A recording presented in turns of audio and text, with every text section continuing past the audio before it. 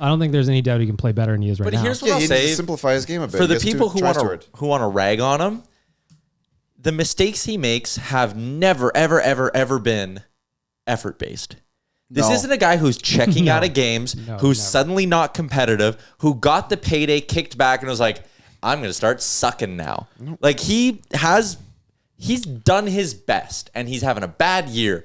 Guys have bad years all the time. A year ago today, the San Jose Sharks could have thrown 3 first-round picks with Erik Karlsson, and no one was touching that shit. Yep. Would you say he's actually having a bad year? Well, there's also, I want to add on to that, because there are some mistakes that are obviously there, and you go, whoa. Human factor. The St. Louis one stands out.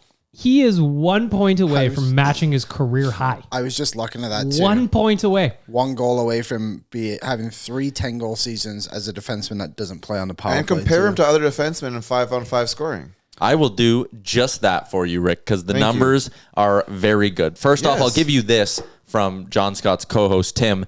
Darnell Nurse over the last 3 seasons. Even strength goals, 3rd amongst D-men. Even strength points, 10th. Plus minus, 9th. Okay, maybe not a great stat. Time on ice, 11th. 11th, he's the 11th most played D-man over the last 3 years. Guess what? When you're on the ice a lot, you're going to make mistakes. That will happen. Good players have the puck more. They're in tougher situations. Turnovers will be more apparent to the naked eyes. It's funny how many people will sit there and rag on him for turnovers. Mm-hmm.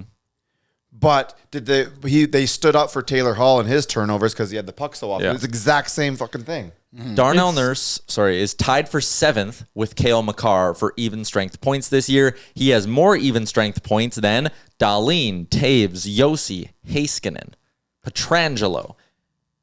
Like, again, we can...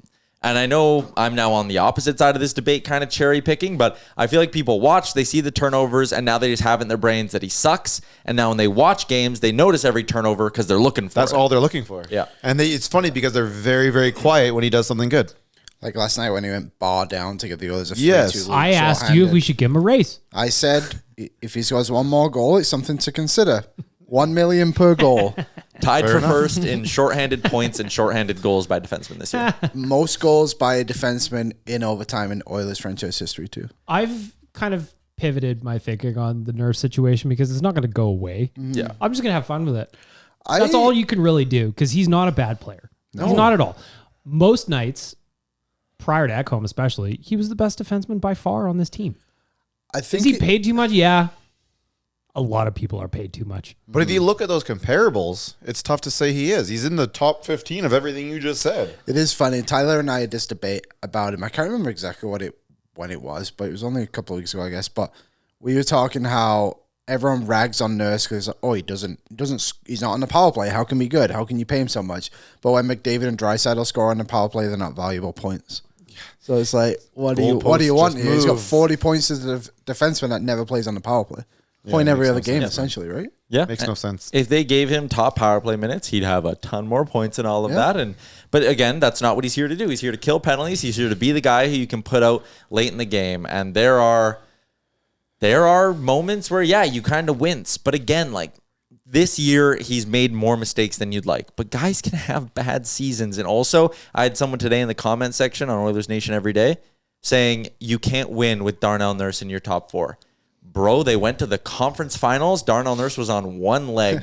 These guys make such absolute statements that are ridiculous. Chris Letang from the Pittsburgh Penguins, most people would generally agree he's pretty good. Very good. He has the same amount of giveaways as Darnell Nurse in 20 fewer games.